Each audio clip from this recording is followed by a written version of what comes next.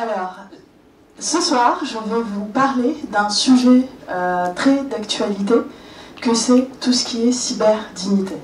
Alors, savez-vous qu'un Français sur 10 s'est déjà filmé lorsqu'il est en plein ébat sexuel?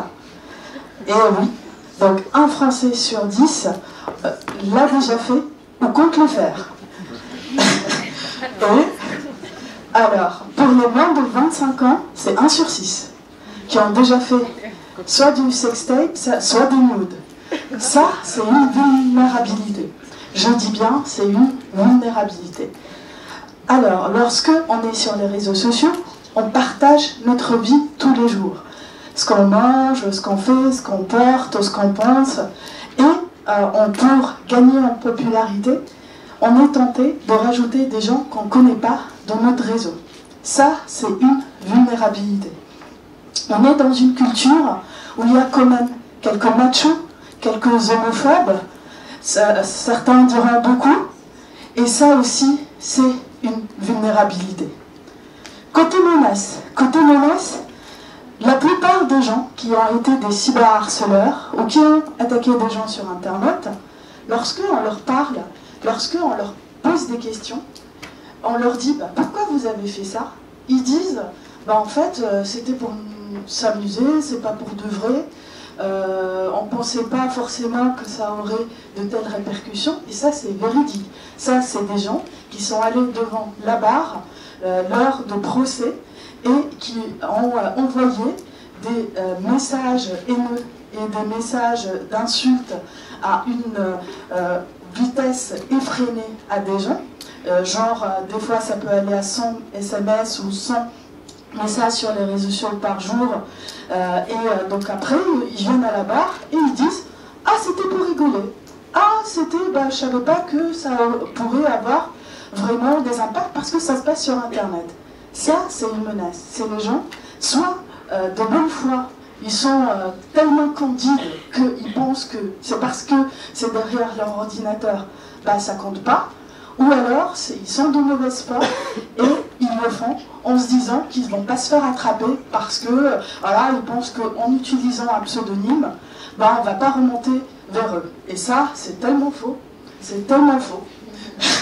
Parce que, pour tout vous dire, la police elle a de plus en plus en fait la possibilité de remonter vers des profils, même s'ils sont en mode anonyme. Donc du coup, ça aussi, c'est une menace. Et tout ça, ça a des impacts bien réels sur beaucoup de gens. Ça a des impacts en termes d'anxiété. Ça a des impacts qui peuvent aller jusqu'au suicide. Donc du coup, on parle d'un sujet vraiment, vraiment très important pour tout le monde, parce que les tendances actuelles disent que ça va en s'aggravant sur tout ce qui est cyberharcèlement. Donc c'est pour ça que je vous en parle ce soir. Il n'y a même pas 2 semaines ou 3 semaines, j'étais sur l'émission des battles de Move Radio, et c'était une émission consacrée à tout ce qui est revenge porn. Et donc du coup, pendant 1 heure, il y avait des gens qui témoignaient, des femmes essentiellement, malheureusement, sur cette thématique. Et moi, j'ai apporté en fait la contribution par rapport au recul que j'ai depuis des années à rencontrer soit ce type de cas, soit des cas des filles, malheureusement la plupart, victimes de cyberharcèlement. Et donc du coup, c'est un sujet qui intéresse de plus en plus de monde et que de plus en plus de monde se rendent compte qu'il faut en parler, il faut libérer la parole et il faut se dire que c'est pas parce que c'est sur Internet que c'est pas réel et que c'est un sujet sur lequel tous, en tant que vous êtes, vous pouvez faire quelque chose. Pourquoi je vous dis ça? Parce que si on prend tout ce qui est cyberharcèlement, lorsque on est dans une configuration de cyberharcèlement, il y a un cyberharceleur, il y a un cyberharcelé et il y a un témoin. Donc généralement, en fait, il y a beaucoup de gens. Lorsque, par exemple, une personne sur Twitter ou une personne sur Facebook reçoit 100 messages d'insultes par jour et retweeté le pire par des gens, parce que soit ils trouvent ça amusant, soit parce qu'ils ont peur du cyberharceleur, ça, c'est une situation où ils auraient pu faire quelque chose pour arrêter. Donc chacun d'entre nous peut faire quelque chose pour arrêter la dynamique du cyberharcèlement. Par rapport aux cyberharceleurs, beaucoup de gens les stigmatisent. Entre parenthèses, c'est un vrai sujet épineux. Parce que, en fait, lorsque on regarde de plus près, malheureusement, les cyberharceleurs, des fois, en fait, c'est des cyberharcelés qui deviennent des cyberharceleurs. C'est des gens qui ont une image pas très glorieuse d'eux-mêmes et qui ont besoin de rabaisser les gens pour se sentir mieux. Et donc, du coup, ça, dans les pays nordiques, ce qu'ils font par rapport aux cyberharceleurs, c'est qu'ils les valorisent, mais d'une autre manière. Par exemple, il y a des méthodes qui ont montré pas mal de succès, qui interpellent en fait les cyberharceleurs et les mettent en situation où on les valorise de manière positive. Et donc, du coup, ça tend à diminuer leur envie de rabaisser les gens pour se sentir bien. Par rapport aux cyberharcelés, la configuration et le problème qu'on trouve essentiellement, c'est que les cyberharcelés se taisent. Soit ils considèrent que, voilà, ils l'ont mérité. Ils ont fait quelque chose et ils l'ont mérité. Vraiment un syndrome de, voilà, j'ai dû faire quelque chose qu'il ne fallait pas et je mérite ce qui m'arrive. Soit ils veulent ménager leurs parents parce qu'ils ont une situation difficile chez eux, et donc du coup ils se disent, bah voilà, je ne vais pas encore leur rajouter des problèmes, donc voilà, je ne vais pas en parler. Soit c'est des gens que en fait ils veulent montrer à leurs parents qu'ils ont grandi, que du coup c'est des sujets ils ne veulent pas avoir leur aide, et donc du coup ils leur en parlent pas. Là, je vous parle des plus jeunes. Ça, tout ce qui est cyberharcèlement, aussi, c'est pour les plus de 20 ans, un vrai sujet. C'est-à-dire que moi, lorsque c'était dans l'émission des battles, la plupart des gens qui sont intervenus, ils avaient entre 20 et 30 ans. Et ce qu'ils disent, c'est que ça a commencé par une situation où, au départ, ils avaient confiance, en fait, dans les personnes qui les ont cyberharcelés, et que après, en fait, ça s'est retourné malheureusement contre eux.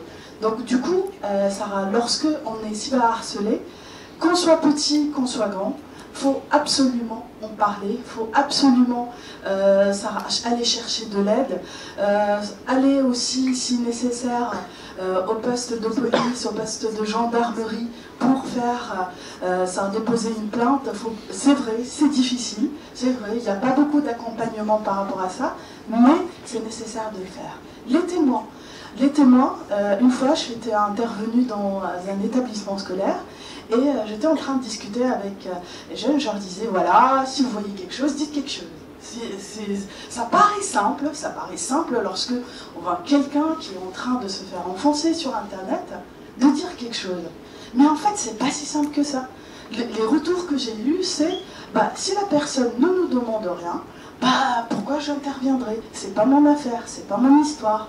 Et lorsque, et véridique, et le pire c'était des délégués de classe. Donc du coup, c'était normalement des gens qui avaient un peu ce sens de être un peu responsable du groupe, faire les choses pour le groupe.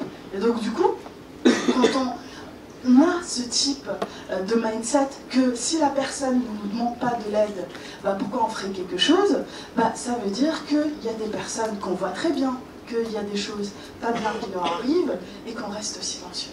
C'est du coup, si j'ai par rapport à ces trois, on va dire, profils par rapport à la dynamique du cyberharcèlement, un conseil, quelque chose à dire, c'est que le cyberharceleur, il faut faire en sorte de le valoriser autrement. Le cyberharcelé qui parle ou qu'elle parle, vraiment, parce que c'est ça qui va permettre de faire avancer cette situation. Durement, des fois, c'est vrai. Les cas de revenge porn, c'est vraiment pas simple à gérer.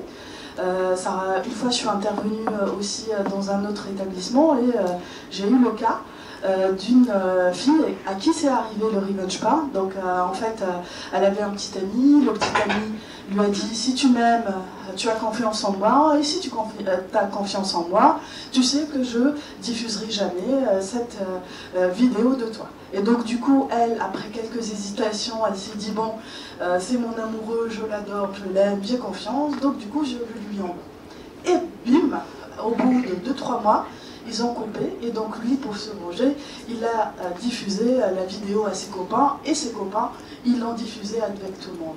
Et donc du coup, j'étais en train d'intervenir, donc je connaissais la situation, et je disais, voilà, ça, par rapport à revenge porn, etc. Et donc l'un de ses camarades a levé la main, et il a dit, oui, donc du coup, elle a mérité. Elle a mérité parce que c'est elle qui l'a envoyé. Et donc du coup, bah, c'est normal. Et du coup, je lui ai dit, mais et le consentement, est-ce qu'on en parle? C'est-à-dire qu'elle, elle a consenti en fait à envoyer la vidéo à son petit ami, mais elle n'a jamais donné son consentement pour en fait partager la vidéo avec tout le monde. Et donc du coup, ça c'est, comme vous voyez, c'est des sujets assez, on va dire, on connaît en fait, Sarah, qu'il faut faire attention, etc. Mais on dirait que les gens, sur Internet, c'est comme si il y avait de nouvelles règles ou il n'y avait pas de règles. C'est comme si on se disait que des choses qu'on ne ferait pas, en fait, dans la vie physique, on les fait sur Internet. Alors, je vais vous parler aussi d'un autre cas que j'ai eu lors de l'une de mes interventions.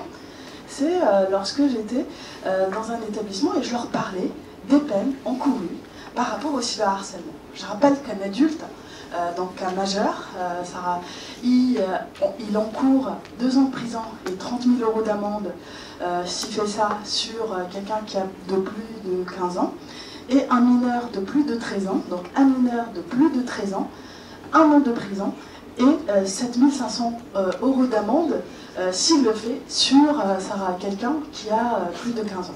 J'étais en train d'expliquer les peines et tout, et j'ai eu un commentaire d'un des élèves qui m'a regardé, il m'a dit « C'est qui prend l'argent ?» Et je lui dis « Quoi ?» Il me dit « Ouais, en fait, les 7 500 €, c'est qui les prend ?»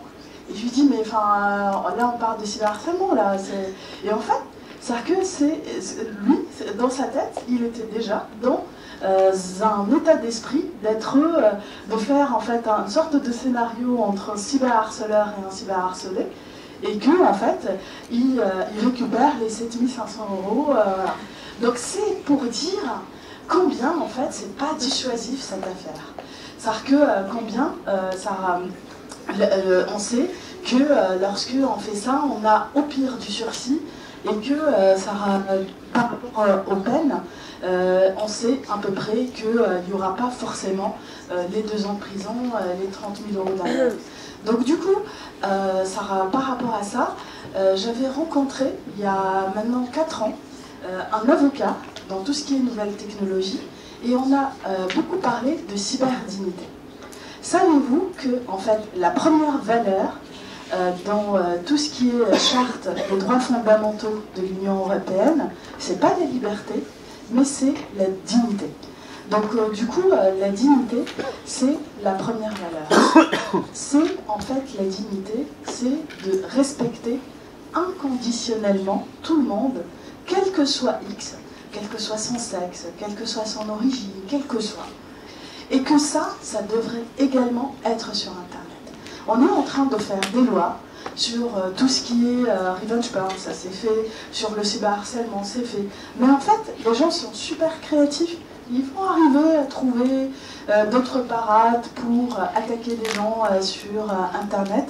Donc du coup, il faudrait faire une loi un peu plus large et englober en fait tout ce qui peut être un risque sur Internet pour s'assurer de la cyberdignité de tous sur Internet.